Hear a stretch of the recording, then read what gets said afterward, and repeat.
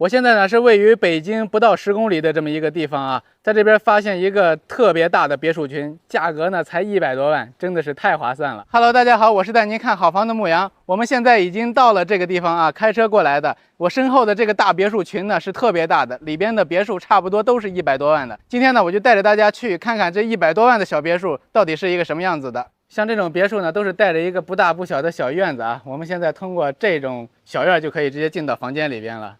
叔叔，您在这儿住呢？啊，对，也是从北京过来的。从北京过来的。啊，在这儿凉快是吧？这2块。您这是多少钱买的？我这是90多万。90多万也才。啊。现在我听说也就卖个100多万是吧？现在能卖那么多吗？现在不便宜了吗？现在还便宜了。对。90多万。对。我还说多了。嗯。我刚才看了一个100多万的，我一会儿去看看他们家。100多万是哪个？你们买的时候90多万。对。那肯定加上装修多少得赚点啊。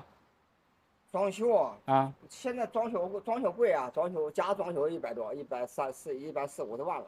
加上装修140、150万。对。那差不多，那房东跟我说这价格差不多。那他是装修好的吧？对，他是装修好的。对，那不装修好，对他这是毛坯房呢，是90多万。啊。也装修贵啊。啊，我现在进到家里边去看一下啊。好。谢谢叔叔。我们现在呢，从这块就可以直接进到房间里边去看一下了。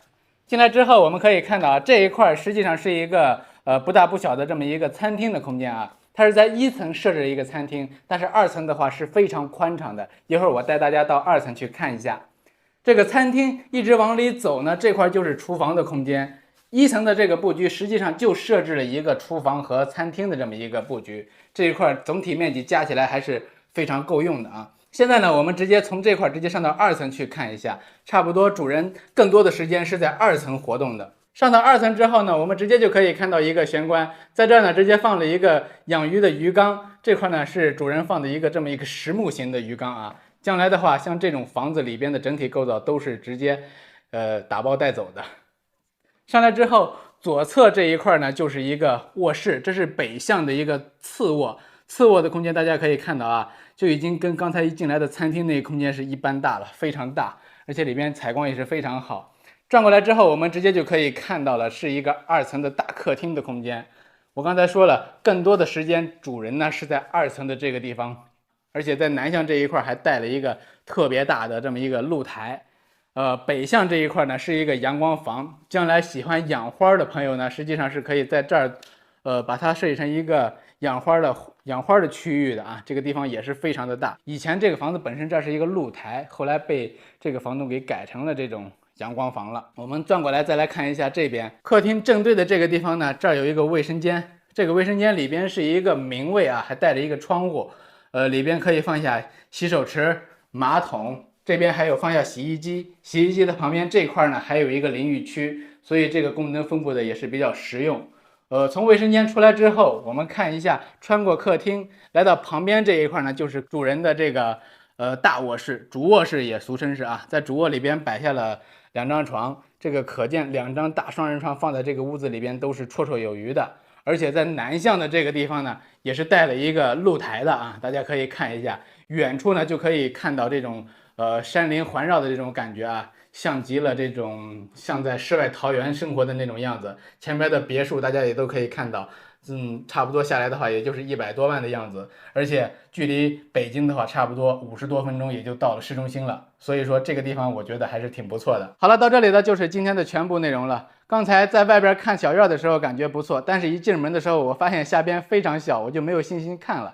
但是上到2层之后呢，我发现这个地方的2层好像是一个大平层的感觉，更多的亮点是应该是在2层上面吧。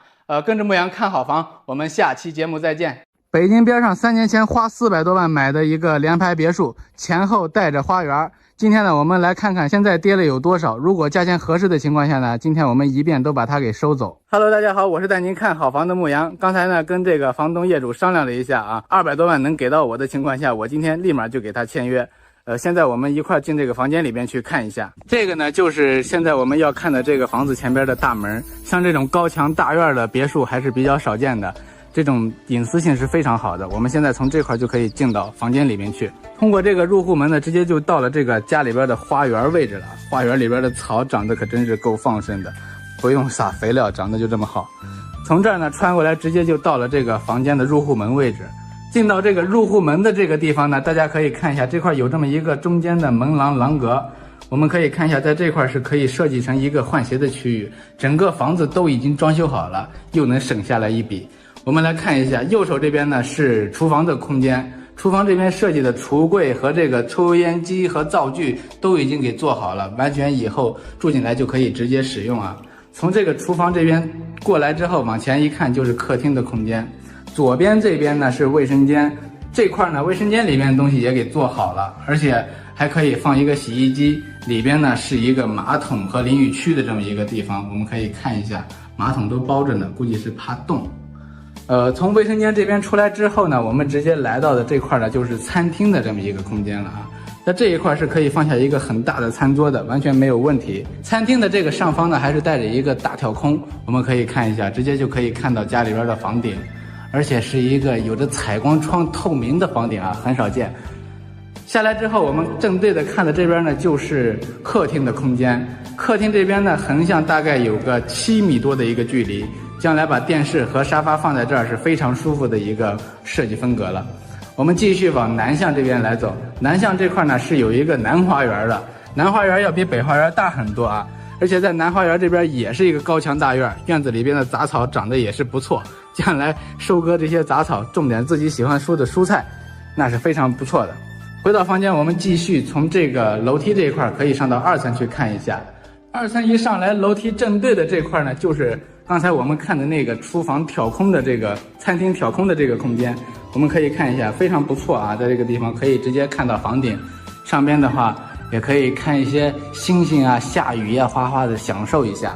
然后往南向的这边走呢，我们可以看到南向的是一个大卧室，大卧室的这个空间呢是非常大的，南向呢还带着一个露台，是可以直接出到外边的。右侧这一块呢有一个衣帽间的这么一个设计啊，这块将来的话自己买上衣柜放在里边就可以了。而且在南向这块呢有一个卫生间，里边虽然没有做干湿分离，但是后期是可以改动的。这个房间出来之后，我们到这个北向这边来看一下，这个跟我之前好像看过的那个大的那个双拼是一样的，但是这个属于是一种小的双拼了吧。这个房间呢跟刚才那个房间大小差不多，而且在里边呢它也是带了一个卫生间的，我们来看一下，这个卫生间跟刚才那个也是一样的，可以做成干湿分离的一个样子。那这个2层基本上就是这个样子。我们到这个3层上去看一下，现在这个房东跟我说，房子真的差不多已经是亏了有1半的这么一个价格了，现在差不多200多一点点就可以给到我们。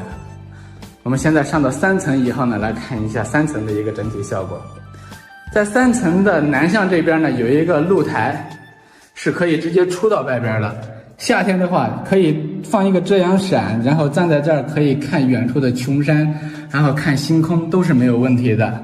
房间的北向这边呢是一个卧室，是一个主卧室，跟刚才咱们看的那个空间是差不多大小的，同样都是带着一个大窗户，这个是北向一个大窗户，和南向都有一个大窗户啊，采光是非常好的，白天根本就不用去开灯。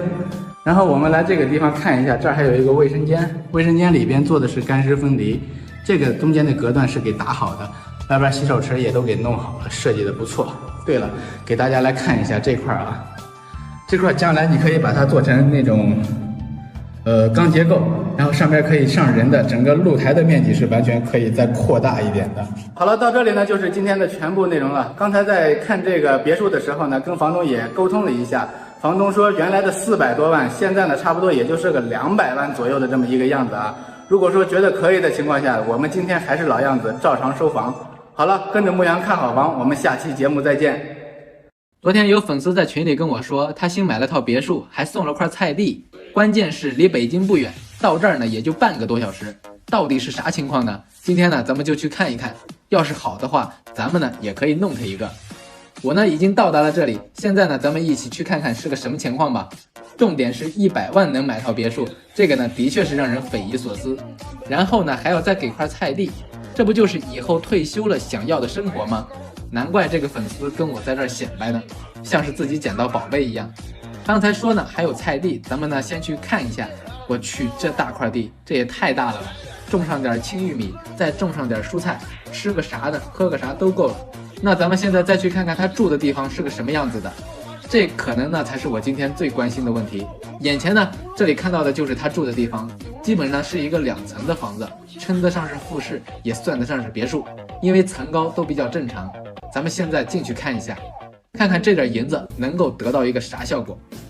进来后呢，这里看到的是一个大客厅，的确是也够不小的。北向的这边有一个独立的厨房和餐厅，南向呢有客厅和卫生间，这种空间利用起来的话还是比较好。咱们现在呢上2层去看一下。我的这个粉丝呢还是挺会搞的，这一弄呢，把他北京的房子租出去，1个月租个7、8千，然后老2口呢退休再拿个1万多，这收入估计要比一个天天埋头苦干的经理生活要滋润的多了。现在上到2层以后呢，大家看有2个卧室呢，而且呢这2层的卧室也是一个比一个大，更重要的是还有2个卫生间，1人1个。好了，到这里呢，咱们就把这个地方给看完了。具体是啥情况呢？其实就是老2口退休了，在北京待着无聊，想来乡下种地，合计这么一算，拿着退休钱和租金，有钱还有闲，这生活你羡慕吗？今天带大家去看一下我朋友在北京边上100个 W 入手的一套别墅，跟我之前呢看的4、500个 W 的真是没啥区别。Hello， 大家好，我是带您看好房的牧羊。今天呢，咱们就一起去看看他的这个家里边到底是个什么样子的。见过别墅给露台的房子，你们见过白给上一整层的天台吗？据说是在上边不光是能养小宠物，还能在上边搞舞会呢。现在呢，我们就已经到了这里了，看样子这里还都是这种别墅。咱们呢现在话不多说，直接就去他们家里边看看吧。这块呢是他们家的一个入口处，进门这里呢有一个露天的过道，搭个棚子的话，这里呢也是可以相当于室内空间来用的，有点意思还是。往里边呢就是大厅的地方了，这里呢是个1层的空间，在这里呢有餐厅和客厅和厨房卫生间，基本上这个位置的功能都是齐全的。现在呢咱们再上到2层去看一下，2层这里呢基本上是卧室的区域。其实呢这种房子我见的是太多了，说心里话，不提白给我的话，我真是一点都不会心动的，看腻了。因为这边呢又是一个卧室，每个卧室呢还是都有着卫生间的，除了钱少的话，基本上跟4、500个 W 也是差不多。咱们呢现在就去看看人家说的这个大天台，这个呢就是上到天台的一个楼梯，咱们上去看一下。我去，这玩意儿也太大了吧！我以前见过人家在天台养狗的，这个完全就能在天台上搞舞会了。花了57万在北京边上全款买了一套房子，现在已经是过去12年了。这套房子呢，现在到底能值多少钱呢？ Hello， 大家好，我是带您看好房的牧羊。我有一个粉丝呢，当时是在北三县买的房子，花了57万。那个时候据说是弄套房子就能妥妥的成为一个成功人士。大家呢都是北漂族，手里呢有点小票票，当然是想着定居了，直接到了现场就拿下了。当时呢是在2016年的时候，也就是房价1天1个价的样子。那个时候呢，感觉房子呢一天有着很大的变化，每天呢都是有着不同的样子，狠心的就跟风了。当时是因为听了很多房虫的经验，买了东户，的确是没有错的。装修的时候呢，也是人家白给咱们的，住进去之后呢，也是比较舒服的。这个房子的建筑面积呢是99.97平，公摊面积呢是32.25。当时呢是并没有在意的，使用面积呢大家可以算一下，因为当时并没有在意，只是因为公摊不懂，后来呢才知道有了公摊。当时一次性付清的全款是573687，算下来的单价呢是5738。但是后来在大城市混不下去的时候，准备回农村，在卖房子的时候，挂到那种什么链什么公司的时候呢，才发现不简单。他们的人呢总是说我的房子现在是不值钱的，说是你看现在已经是2022年了，这一年呢不咋地，没人买房。粉丝问我，以前不是有很多专家说房子是可以抗通胀的吗？现在呢好像看不到专家说话了，专家呢都去哪儿了？真的是很少见到。等卖房的时候呢，你看看这还能抗通胀吗？现在呢好像已经看不到专家说话了，专家都去哪里呢？真的是很少见到。等到卖房的时候，你看看这还能抗得了吗？当时是乱七八糟的，什么房子基金啊，什么契税啊，下来已经60多万了，再加上装修费用、修整费用，这套房子投入了已经有基本70多万。现在房子一直在卯壳子平台上面挂着，还有卯夹子上面挂着，现在的标价是70万。就这样，上边的那些后来干活的人还跟我说，再让我把价格往低挂一挂，说是这样的话可以好卖一些。现在差不多均价已经是7000了。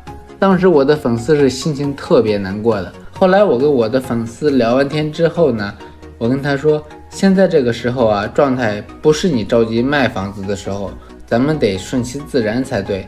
好多人也许是现在在等便宜，也许是呢过几年会好一点。大家说现在他这个房子是多少钱出售可以呢？他应该是在这个时候卖房子吗？北京的一个大妈在北京边的郊区上花100来万买了套别墅，结果刚住了半年，肠子都悔青了。现在呢，咱们就去看看这边呢到底是一个什么情况。现在已经在这个路上边了，看到这个地方还是比较热闹一点的。Hello， 大家好，我是带您看好房的牧羊。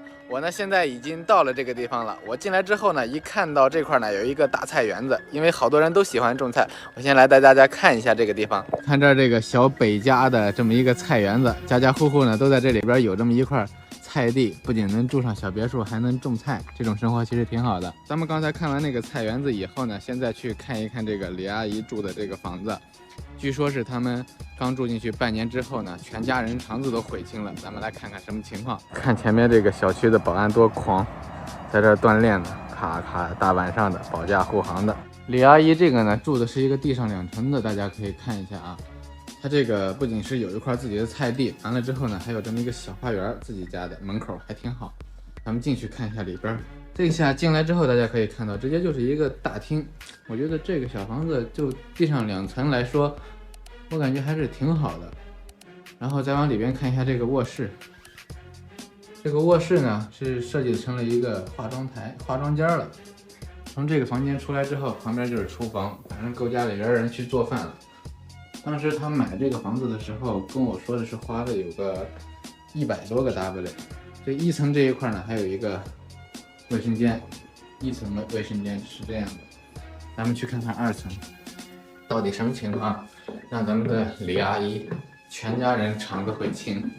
小房子看上去挺好啊，木地板，在大墙上刷的壁纸贴着，大门看上去也挺高档。然后进来之后，你看这是一个2层的卧室，2层卧室这一块有卫生间，屋里边自己配的这么一个卫生间。然后进来之后，大家再看看，这个地方是卧室的床位了，直接可以看到啊，装修的还是蛮高档的。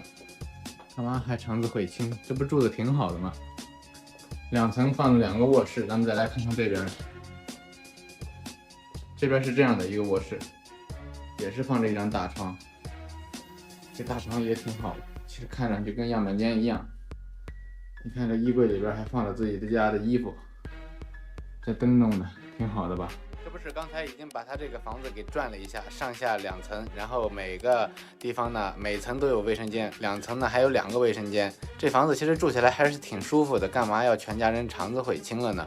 后来问完之后才知道啊，是他们在这儿住了半年，这半年呢，他住的时间呢是不想回北京了，然后不想去北京市区里边了，不给回家了。这个老两口住着。住完之后呢，家里边的小孩要上学了，结果也不去给哄小孩。后来呢，说是在这儿住的挺好，不愿意回北京。嚷嚷了半天之后，全家人就开始，怎么说呢？就是开始你跟我也不高兴，我跟你也不高兴，因为他想住，他想让他回，他自己家里的孩子呢想让他回，他呢想在这儿住着，结果就弄了个挺不愉快。那其实这个房子上看上去还是挺不错的。好了，我们下期视频再见。100W 在北京郊区买了套别墅。不仅周围的风景空气好，全年蔬菜水果都有人免费送，还能啥心的不用操，甩手就能当个房东收个房费，究竟是啥情况？咱们先去看看啥个别墅100个 W 能拿下。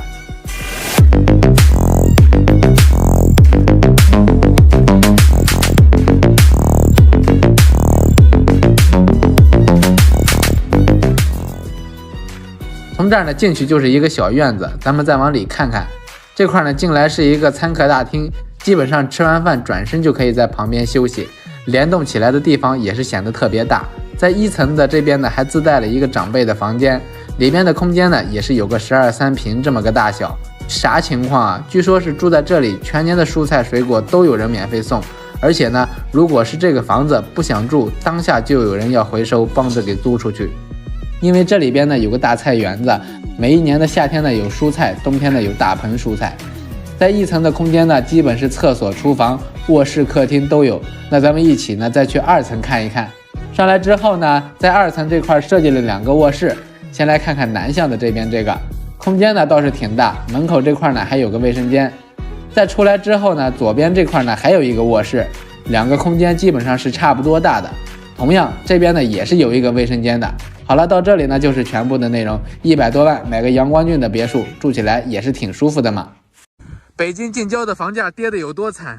北京的王姐2016年的时候呢，在北京的近郊花了1500万买了一套大别墅。现在呢是想转手，说是650万就想把它卖出去，这是什么情况呀？今天呢咱们就来到这个地方实地的看一下。Hello， 大家好，我是带您看好房的牧羊。今天呢我们又来北京近郊来收房了，650万就能收到之前卖1500万的豪华大别墅，这是什么情况呀？真的不敢相信。今天呢顺便也带着大家一起来到现场看一看啊，看一看今天这个房子到底能收吗？眼前这一块呢，就是今天我们要看的那个大别墅啊。这一块我们可以看到是一个双车库的入户车库，直接就停到家里边了，而且外边这个车位也是属于他自己的。再往旁边走呢，这一块就是今天我们要看的这个大别墅，是一个前边看上去2层，但是后边看上去是一个3层的，而且足足带了一个将近小400平的这么一个大花园。现在呢，我带着大家进到里边去看一下啊。前边这一块呢是它的一个入户的前花园，相当于是一个种菜的一个小菜园，这边也是种了很多的树在这边。然后我们可以看到侧边的花园也是特别大的，而且前边也是有着一个大花园的。现在呢，我带大家进到这个房间里面去看一下，这种带着台阶的楼梯直接可以进到房间里面是比较有仪式感的。进到房间之后呢，我们就可以看到这一块呢是一个中庭的过道，这种大别墅是非常大的，整个的房间使用面积能够达到480平。而且在一侧这一块呢，有一个可以做到玄关的鞋柜这么一个地方。转过来之后呢，我们再看一下咱们的右手这边是一个里侧的一个小卧室。这个卧室呢不是很大，但是完全可以睡下一个小孩或者是临时来的朋友。然后呢，再往里走呢，这一块还是一个属于公共区域，上面是可以上楼梯的，而且在这一侧也是可以下到地下室的啊。这是一个从前边看像2层，后边看像3层的一个大别墅了。转过来之后呢，我们可以看到这块是带着一个卫生间，里侧呢还有一个大卧室，而且这个房子是非常大的，总共带了大概有7、8个卧室。然后往里侧这一块呢，就可以看到是一个特别大的客厅空间了。客厅这里是比较气派的。整个房子呢是装修了一半就停工了，然后就没有装修。实际上呢是房东在2016年买的时候呢，差不多是花了将近1500万，现在呢差不多说是650万就可以把它搞出去了。我们来看一下啊，前边呢透过窗户就可以看到一个特别大的湖面啊，可以感觉得到这是一个1线临湖的这么一个大的豪华型的别墅了。想当初买的时候确实价格不菲。而且在客厅的这一侧呢，我们可以看到这边呢是一个餐厅的布局，餐厅这里的空间也是独立开出来的。旁边这一块呢也是一个厨房的空间，大家可以看到厨房的地方是非常大的，整个里边的瓷砖和管线都已经给布好了，将来的话也是花不了多少钱，把它收拾一下就可以使用了。那转过来之后呢，我们可以看到这一块呢实际上是上楼的一个楼梯，然后上面呢大概有4、5个卧室加一个很大的客厅。然后下边这一块呢还有一个车库，我们可以看到这块是车库的地方，然后车库下来这个拐角的楼梯这一块呢就可以下到负1层，负1层的地方呢足足有150平的空间，里面也是分区了整个功能厅啊，包括这个酒窖呀，还有这个会客厅呀等等一系列的这种影音室啊，这种房间也是非常多的。房子上呢基本是差不多的。现在呢我带着大家来看一下这个院子啊，大家可以看到足足在前边这一块花园就差不多有将近小100多平的一个面积。而且侧边这一块呢，我们也可以看到是一个下沉式的花园。这个花园光在后边的话，将近还有100多平，面积是非常大的。老铁们，你们觉得这样的房子，我今天可以把它收过来吗？房价从2万降到3000，购房人多年的积蓄说没就没了。当时跟风炒房，现在尝到苦果。大家好，我是带您看好房的牧羊。你们能想象吗？房价从腰斩跌到膝斩，甚至砸在手里，这种事情竟然在北京边发生了，让很多人想都不敢想。也许2016年那会在这个小区买房的人想也不会想到会这样，但是它真的就发生了。今天的这个小区呢，就是位于北京跟河北交界的孔雀城，在房价巅峰的时候，2017年年底新房卖到近2万1个平方，现如今已经都是现房，周边的配套也投入了使用，而且房子买过来就能住。但是现在二手房价格却是3000到4000一个平方，看到这样的房价跌幅，的确是让人感觉太不可思议了。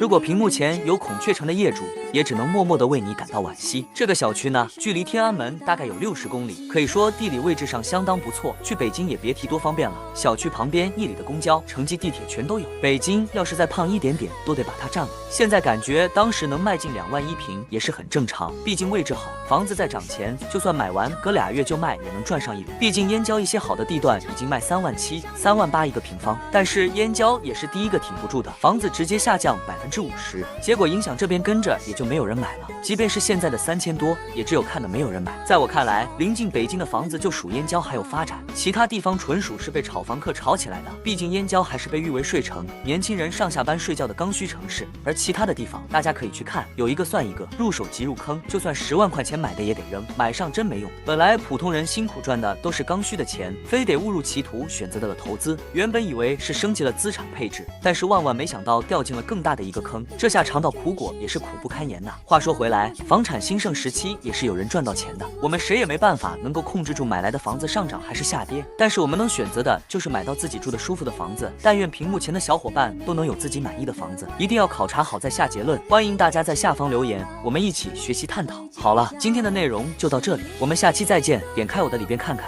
有好多好房。阿姨当时不听劝，3年前在北京边上200多万拿下了这么一栋这种花园别墅，如今你猜猜现在还能值多少钱？